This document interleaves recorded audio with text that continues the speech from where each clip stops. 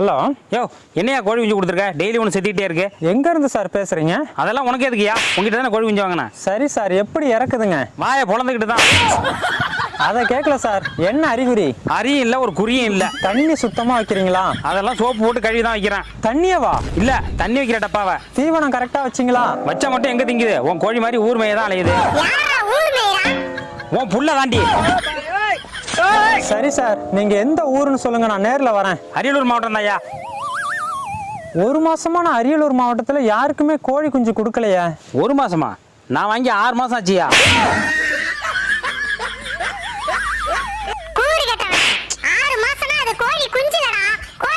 Sir, கோழி குஞ்சு வாங்கிட்டு போய் ஒரு வாரத்துக்குள்ள பிரச்சனை வந்தாதான் நாங்க பொறுப்பு, இல்லைன்னா தப்பு உங்க மேலதான். கோழி குஞ்சு ஒண்ணுது தானே.